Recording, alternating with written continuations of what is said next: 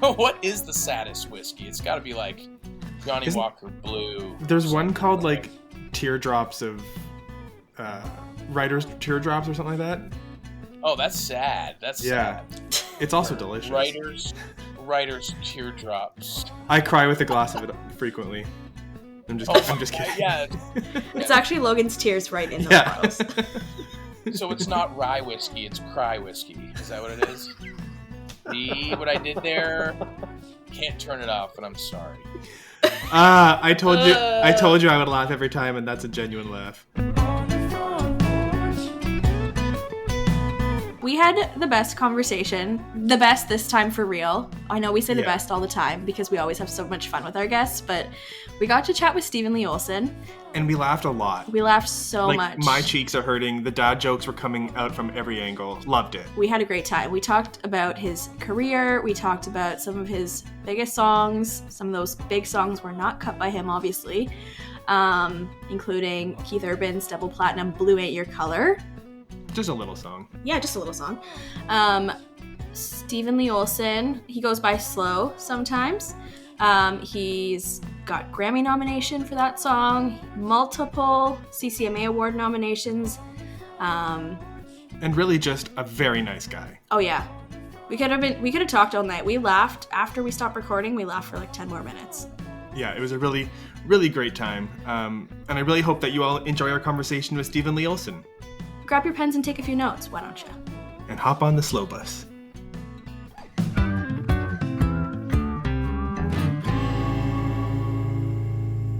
Well, Steven, we have Steven Lee Olsen here with us. Thank you so much for joining us. Of course. On the porch. Of course. Jenna, looks like you're about to say something there.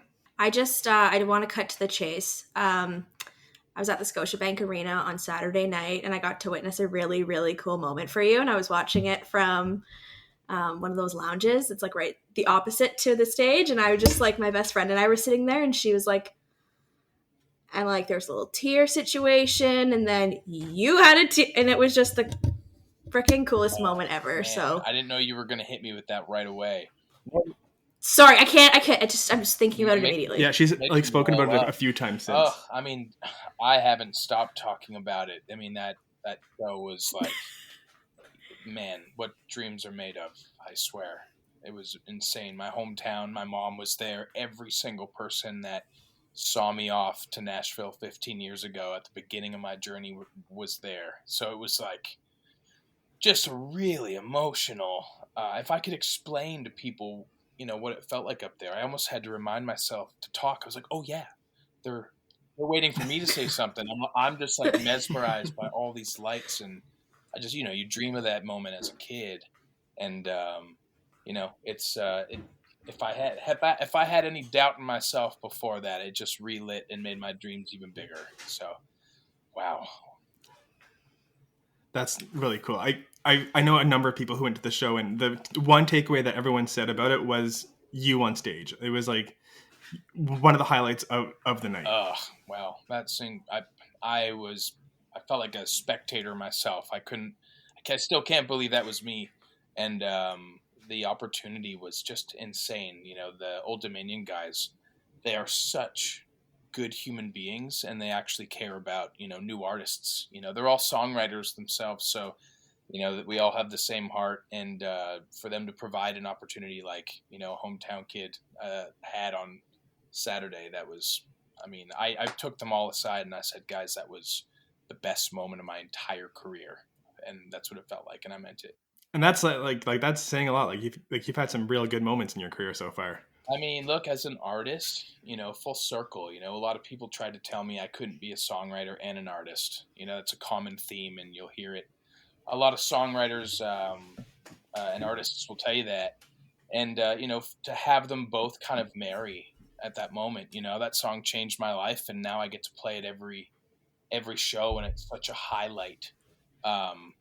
And because it's not just in Canada, I can go anywhere in the world with that song, and they'll sing it to me. And that still hasn't really sunk in because I haven't played out nearly as much as I'm about to.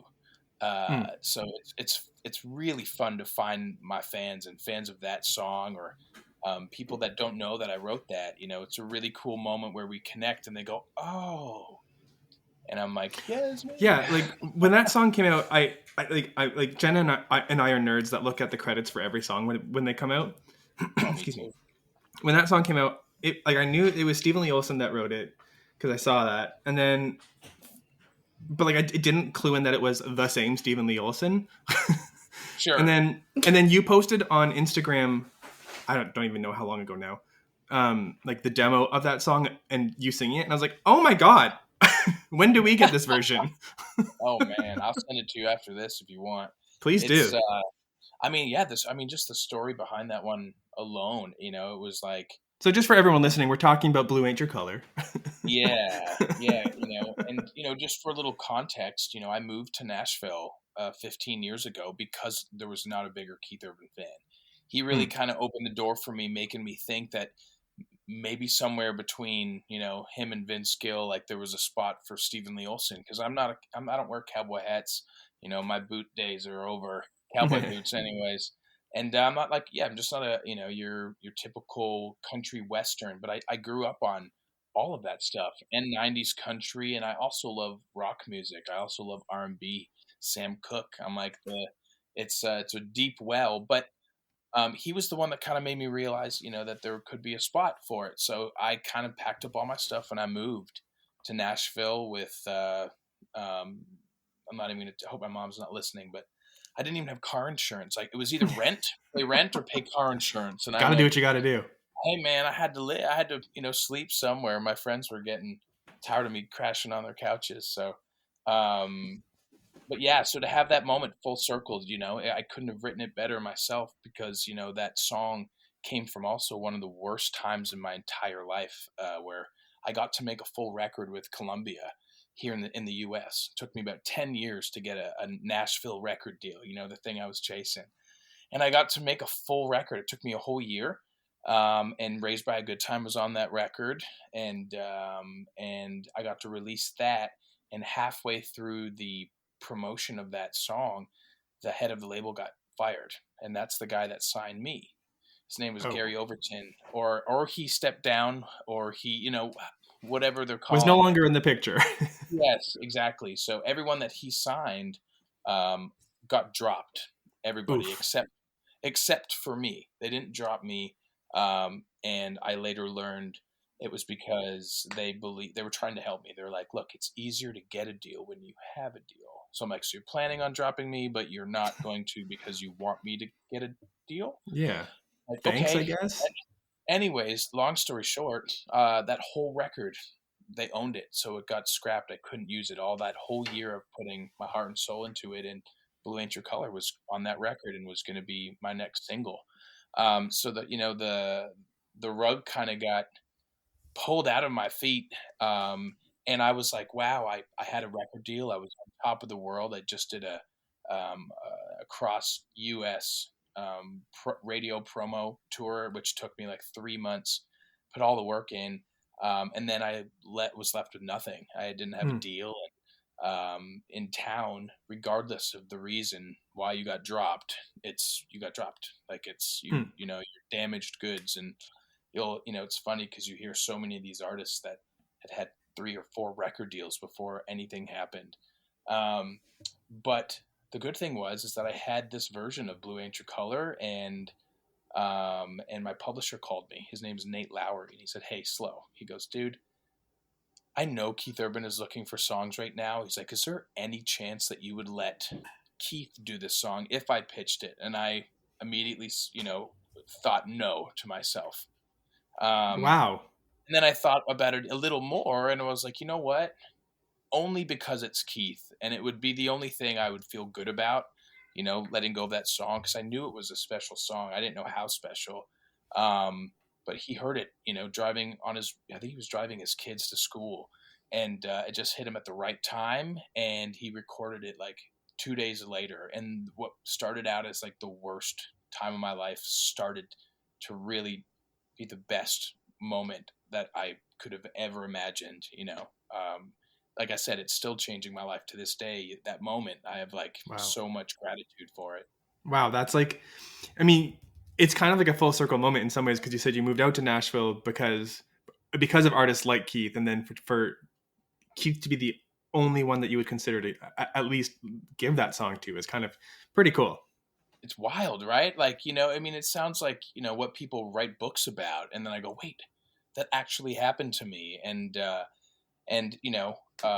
he has since been just a huge supporter of mine and just a great human being. I'm not supposed to tell anybody this, but I have another song coming out with him later in the year, which I'm just between us.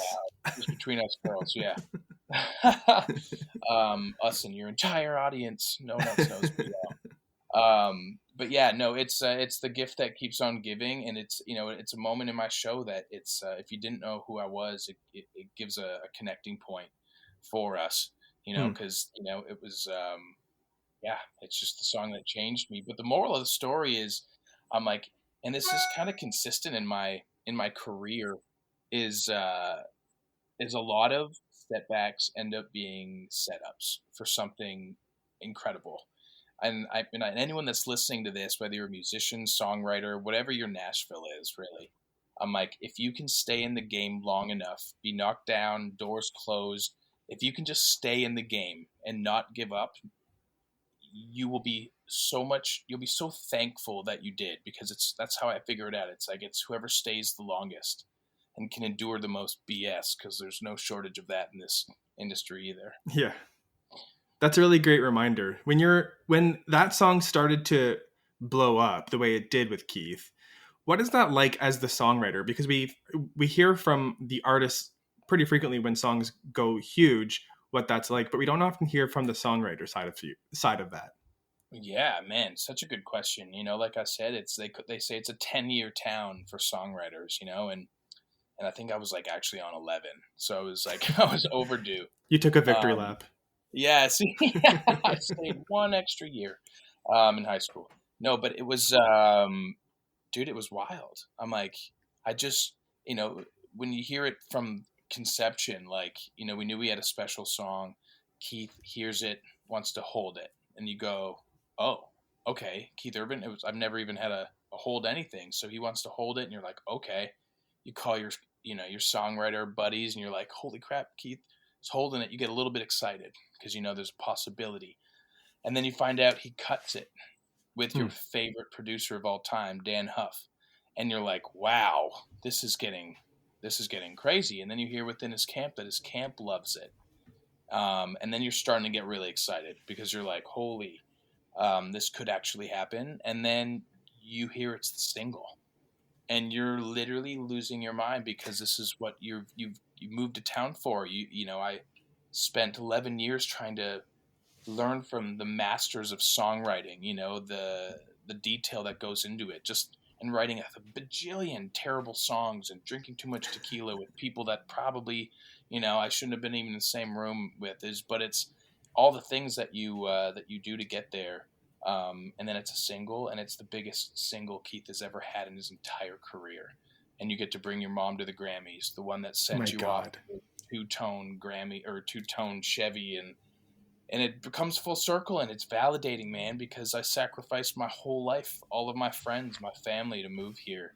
And it was, man, it's just a validating moment.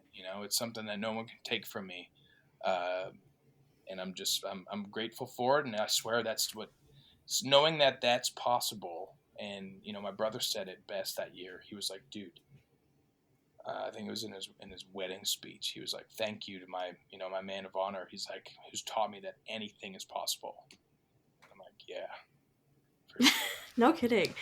This feels like a great time to transition to Nashville or Nothing, just because it fits, because that is your life in 3 minutes or less. That's the story. That's something that I think, as much as like listeners on the radio are like, wow, I think it's also like artists and songwriters and people who, like you said, like are chasing their Nashville or whatever that might be, are like, whoa, this is that story. So tell us about that song a little bit. Because also when I heard it, I was like, oh my gosh. Oh, like, yes. Man. I wrote it. It's my story, but it's so many people's story. Like you said, I have so many friends that had to give up their own sacrifices and wherever their home was. And not everyone's trying to be a songwriter here, but like, you know, whatever your Nashville is, for me, it's just, you know, it's literally my story. There's not one line in that song that isn't me. And it's why it only took me and my producer to write it. We wrote it in my garage smoking a joint. And I was like, man, I have this title. I was like, it's called Nashville or Nothing. And he was like, yeah, let's write that. And I said, but if we write it, we have to like, I want it to be like to the line, to the word, authentic to my story. And we started, you know, had my 6-string in the back of a Sebring. Mama cried when I hit the road. And we were off. It was so easy to write because it was my story. I've been waiting to tell this story for, 15 years. So we wrote it in 25 minutes, and it's probably, I have Nashville tattooed on my back now, the skyline of it. The other half is going to be Toronto. Ooh, cool. Yeah, it's going to be dope. You know, it's like my two lives, my two hometowns. Yeah, but it's that song. I mean, like, again, it's such a big part of my show. You know, my music is it's super diverse, and you'll hear, you know, I play Blue Ain't Your Color, so there's a little, you know, country R&B, but a lot of my show is rocking. But then there's a section of my show that, you know, I try and keep it authentic to who I am, and I'm an emotional dude. I was raised by, you know, not only a good time, but a single mother. You know what I mean? It was a single mother, and my sister and I are very close, so I'm super sensitive, especially now having my 2-year-old son. He's just, I mean, there's no tough left in me. So I try and translate a little bit of that into my show. You know, and it's really important when I put my show together to, you know, I have a platform, and I used to never really think about this, but I'm like, what's your message? What is your message? What is your consistent message? And I didn't have a lot of people, you know, when I was younger telling me I could have used a lot more of them. I'll tell you that. I had a lot of people saying I couldn't, you know, and when you're growing up, some of those people you really respect, and it goes a little deeper than some of the surface level, you know, relationships. And if I can inspire anybody or try and be the example of like, chase your dreams, we have one life. Literally, there's going to be people that tell you your entire existence why you can't do things. I can tell you a million times that you can. All it takes is one believer and you to keep the fire going. That's it. No one else, and as you get older, no one else keeps it going for you. That's your responsibility to keep that fire alive. And that's, you know, it's kind of coming into a maturity, stepping into your boots and growing into them anyways. Yeah, like, I love that. I often, like, I say to a lot of people, like, you're in charge of your own happiness, and like, it's a reminder that I need to give myself to all the time, like, all the time. So it's just a really great reminder from you as well.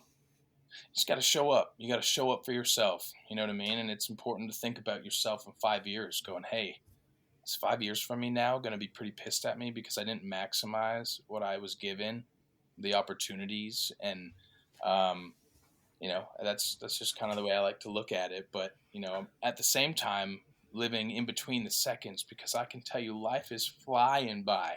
It's now that I have a 2-year-old son, I'm like, slow down, but I'm like, I can't hurry up because I can't wait to play hockey with you, but slow down because I want you to call me Dada forever at the same time. It's wild. Wild. I bet having kids just makes it go rocket speed. It does, you know, but it also gives, it feels like everything you do, you're doing with like premium gas. It's like you have a better reason. You have like your clarity really, it makes you just calibrate everything you're doing and why, and your time management is, you know, your priorities just get set, or mine did anyways. It really made me realize, what do I want? What do I have to do to get it? You know? And that's where we're at. Love that. I'm wondering, like, do you look, when, like, you live in Nashville now, and you've been there for quite some time, do you see a lot of young artists and you're like, that's so me like 10 years ago, or that's so me when I first got here, and you're like, oh man, you have no idea what's coming for you? Oh yeah, absolutely. And so, you know, and some of these artists, you know, it takes not even a year sometimes for something, their story. Everyone's story is so different, and it's but you can definitely tell the green in all of them when they're green. You can tell. Yeah, absolutely. I mean, I had my share of red door winners, losers, drink too much tequila, wake up and be like, hey, somebody puked all over me. And it's like, no, Steven, you puked on yourself. And you're like, It's me. who's on? Yeah, I've been there. I've done that. But, I think, my first record deal, I think a lot of it had to do with the schmooze. You know what I mean? It's there. Obviously, you have to have talent and fire. And I don't think I had a ton of talent when I got my record deal at the time. But I did have a great attitude, and I think a lot of people could see my heart. And I had some cool songs. I was still developing, but a lot of that was because I went up to those red doors and I met with the people and did shots with the A&R and schmoozed and be seen, be heard, and that's kind of what I did. And I still think you have to do a certain amount of that, Absolutely.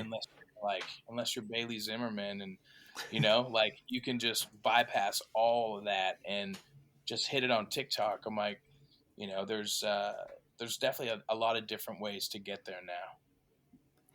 You mean 15 years ago, you weren't posting a video on TikTok, it going viral in less than 24 hours and quitting your job the next day? Oh man, I mean, Well, we know that wouldn't have worked for Garth Brooks. We saw that.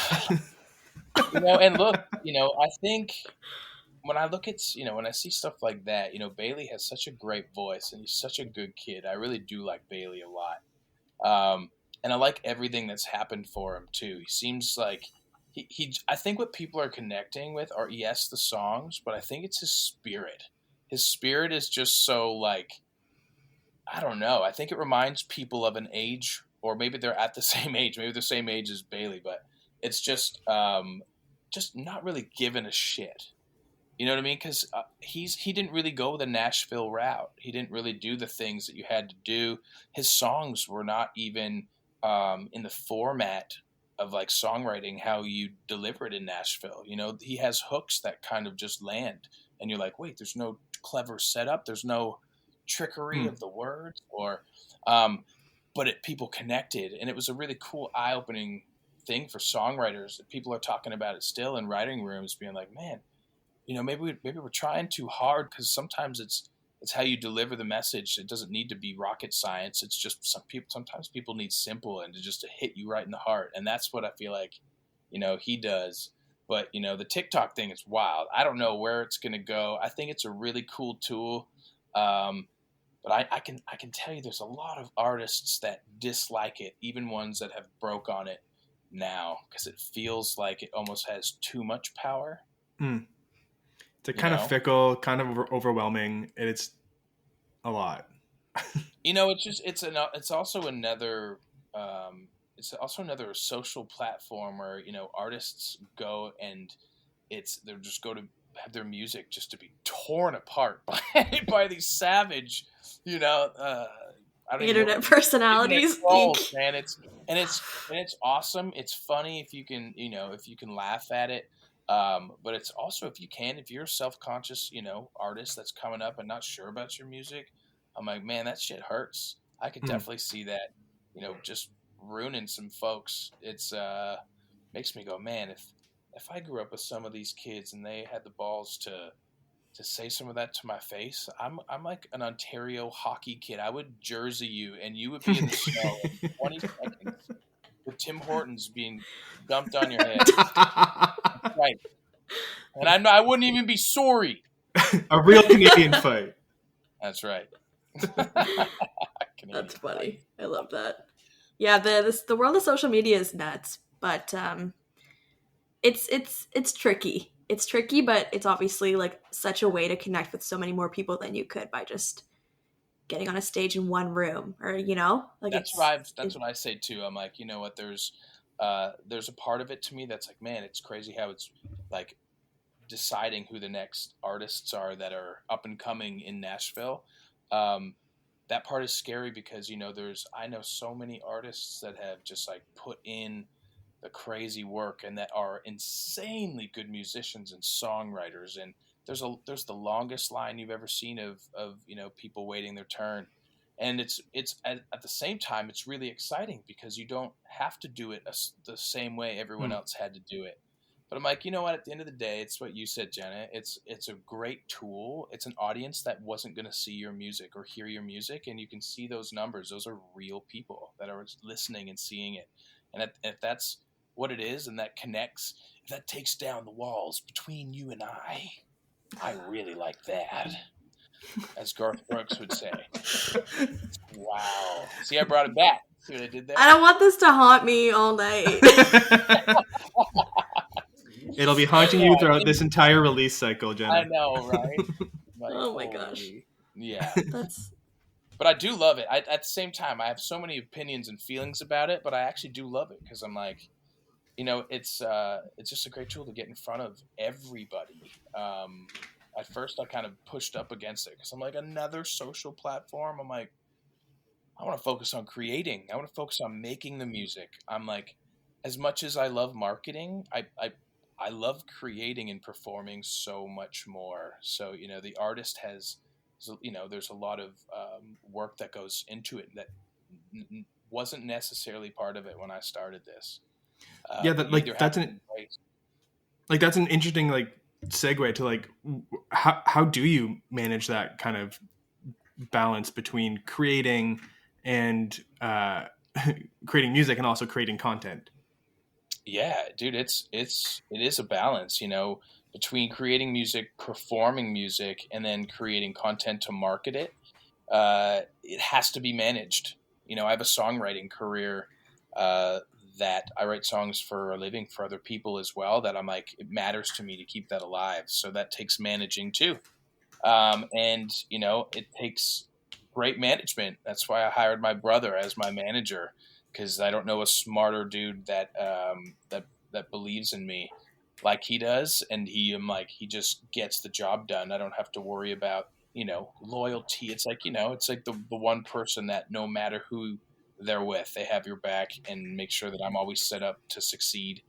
And my incredible wife is a social genius, and I have so many friends that I phone, and I call them my phone of friends, social phone of friends, and they'll keep me up to speed on what's happening as well. But it's really cool because I also get to lean on my team at Universal. Like, they have such a great digital marketing team as well. So it takes a village. It really does. I'm like, if it were all left up to me, I would go dark on Instagram and all my socials for so long because I love to create, and to create, it's just a different side of the brain. Is that a place where you kind of find, going back to your core as a songwriter too, is where when you're getting overwhelmed by the world, or you go on tour and you're exhausted, do you go home and you're like, I get to write music again, kind of a deal? I literally got home yesterday, and on my way home, I was so excited because I'm leaving for a writing retreat tomorrow morning.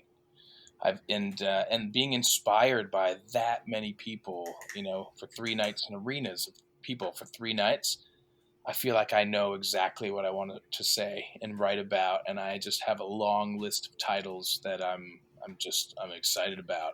I feel like I know what they want to hear and what I want to say. I love that.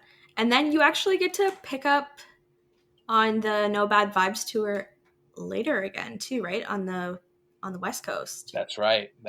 So we have busy. We have 6 shows, possibly more that haven't been announced yet. But yeah, no, and that's the best part of this tour. They are songwriters themselves, so they kind of built the tour. They're also jumping back and forth between Canada and the U.S., but they also write songs. They've written songs for so many people. You saw the show. I'm like, and that's not even all of them. They were like, no. And what makes me the happiest about the way they did it too in their show? We're talking about Old Dominion's set in halfway through, they do this really cool, cheesy, but they're laughing at themselves.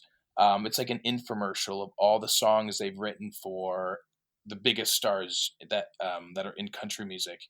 And I love it because they don't take themselves seriously. I've seen a a few different people do it, and it just doesn't come across as like the goofy, authentic, that you want it to be. It's almost like a weird flex. They do it in such an amazing way that you end up being like, you're like, man, I just want to go and drink a beer with all of those guys. Like, damn. They're so cool. I've seen them 4 times, and that like middle of the show thing they do, it's different songs every single time too. And they're like, Isn't this that was a crazy? number 1. And you're like, nice, this was a number 1. And you're like, of course it was.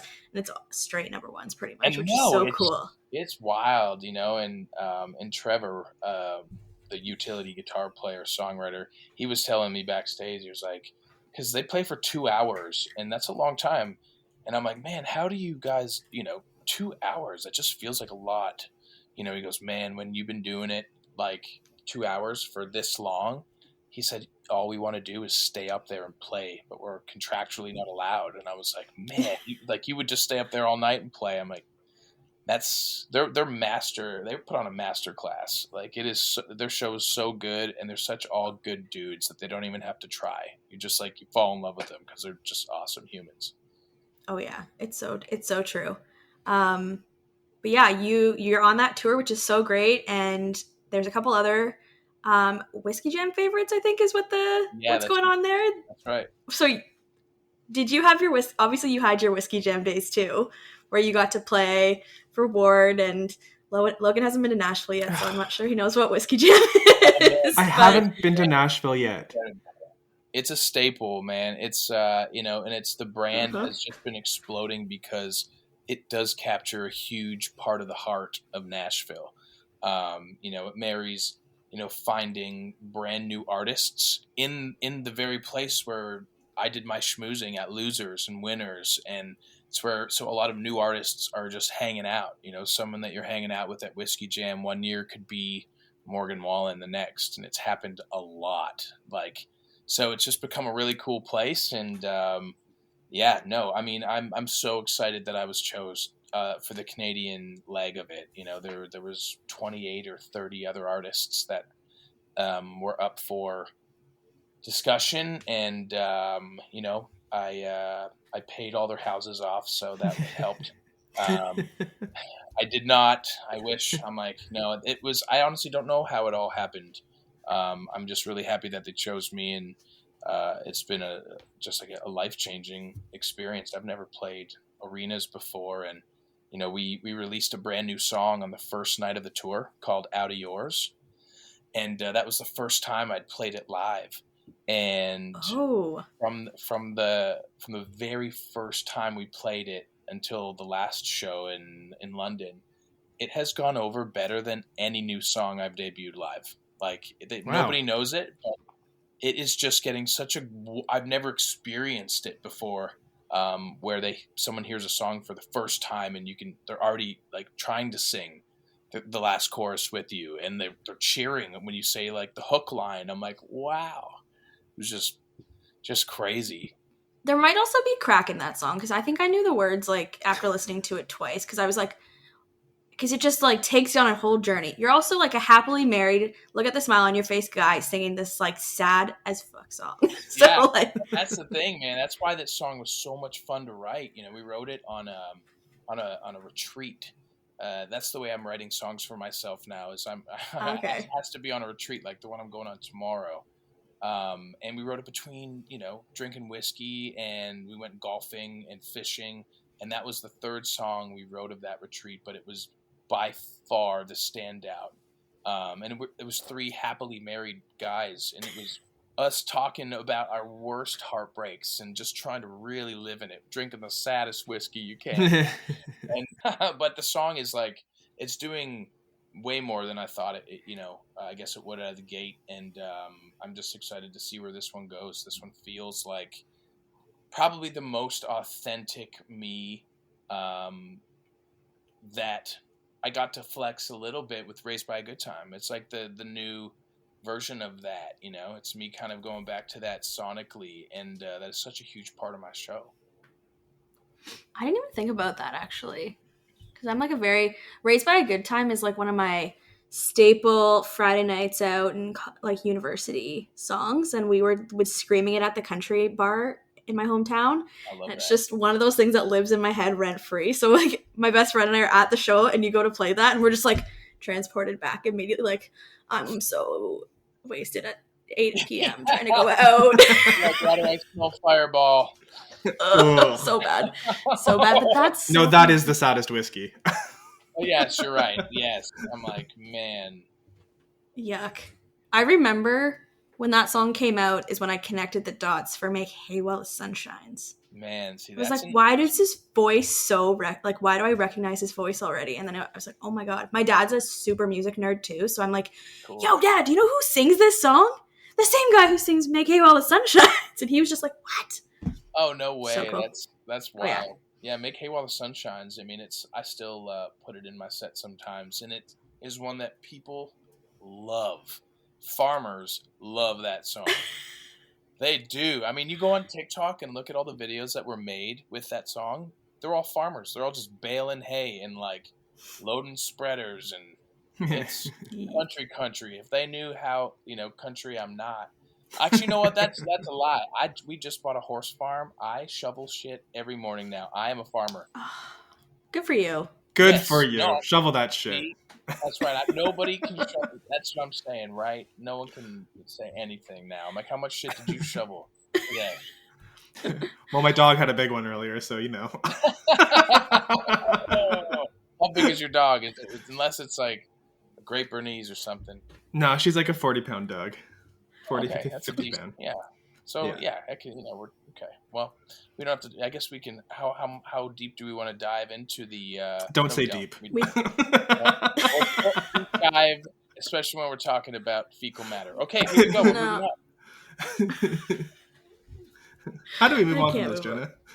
I don't know. We're like, We were making hay while the sun shines, and now we're talking about dog shit. making something while the sun. Okay, here we go.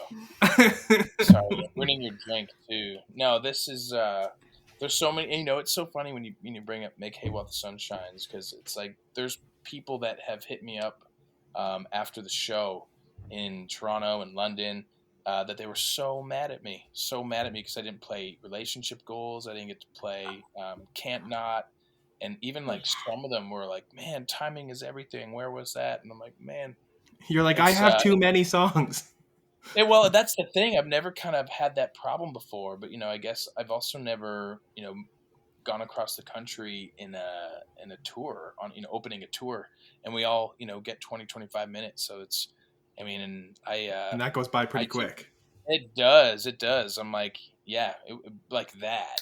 And that's why, we are going to do our own headline tour ourselves this year as well at some point. And we'll announce that at some point as well. But it's right now our focus is, this Old Dominion tour and just to connect to as many fans as we possibly can. Their fans I guess they are my fans, which is amazing. Isn't that cool? It's unreal. I just had no idea. I'm like I said, I've never played across Canada before, and there's so many markets I've never been in. This year or last year, I played Lasso for the first time, and that was my first time playing, Montreal area. I heard that was a really cool festival. Man, I can tell you, for me, it was one of my favorite highlights of the entire year. Because it was a show in between shows for me, and it was like we knew that it was a newer festival. But we knew we wanted to play it, so I said, screw it. I'll play like a side stage. I didn't realize the stage was like a mile and a half away from the main stage. And it's the only festival that I know of in Canada, country-wise, that acts are playing at the same time. Like my set was same as like Neil Towns, and Daniil was playing while someone else was on the main stage. It was just like, so I didn't really know what to expect, but the girl that was before me, I got there a little early and realized that there was actually like 20 people at my stage. And I was like, you never know what to expect with festivals, but I was prepared. I had 2 shots of tequila instead of 1, and said, hey, let's go crush these 20 people. And by the time I went out there was 6,000 people that walked over. Holy moly. Yeah, and I had no clue. I went out there and I was overwhelmed. They sang every song. And you're like, I've had too much tequila for this many people. Exactly. I was like, I didn't know that you guys were going to be here. I got too drunk. Yeah. Luckily, I can handle 2 shots of tequila, but that show was just an eye opener to me. I'm like, I've never played Montreal, and everyone knew my songs, so it was like, okay, I guess I can tour here. People will show up. Yeah, so there's a big like explosion of country in Quebec right now. Oh, I'm loving it. Instead of stations closing down, there's like new markets popping up, and we need that. Mm-hmm. Like, country music is the best genre of music, so I'm like, let's go. Well, Steven, thank you. We're coming to the end here. Thank you so much for joining us. Be sure everyone to have a listen to Out of Yours everywhere now. What do you have coming up in the next couple little sneak peek of anything? Yeah, man, I can tell you, I'm actually, hosting this brand new show called Nashville or Nothing Nights here in Nashville. I'm going to do it once a month. Fun. Yeah. And where? Well, it's going to be at this place called the Nash Bar. And nice. Where I marry the live aspect of the Ryman or the Grand Ole Opry, where you can see some of your favorite stars play a few songs, but I'm also marrying the Bluebird. So I'm having some of my favorite songwriters in town come up and play with my band, their hits, full band as well, and tell their stories that way. I want to come. You should. The headliner, I called in some, favors. I wanted to make the first lineup just incredible, and they answered. So it's we're going to be announcing that really soon. So, stay tuned. It's it all goes towards a charity. That is an incredible charity that does amazing things for music education. And we're just going to build it up that way, man. There's a lot of great sponsors and people that want to jump on this. So we're just going to try and create an event that people can come together, enjoy live music, and for a great cause. That sounds cool. Love as hell. that. Yeah, man, I'm pretty pumped. So anyways, you can follow me on my Instagram, TikTok, all the things. And if you want to be friends, I will be your friend. I'll hold you to it. And if you want more dad jokes. Right. Only if you sign up with the Steven Lee Olsen newsletter. There's no newsletter. Just kidding. There's no newsletter. There's actually no newsletter, and you can't sign up for it. So. So I guess no friendship. No friendship. Off the table. Well, this has been fun, guys. Thank you so much for having me. I appreciate y'all. Thank you. Of course. Anytime. Thanks for listening to another episode of On The Porch with Front Porch Music. We're so lucky to be able to chat with artists and make episodes like this one. If you like the podcast, remember to rate and review us, and subscribe so you don't miss an episode. It's the easiest way to support the show. Remember to check out frontporchmusic.ca to keep up with new music releases, exclusive artist interviews, and more. We'll catch you again on The Porch in a couple of weeks. On The Porch is hosted by Logan Miller and Jenna Weiser, and produced and edited by Jason Saunders. That's me. Our theme song is written, produced, and performed by Owen Wrigley.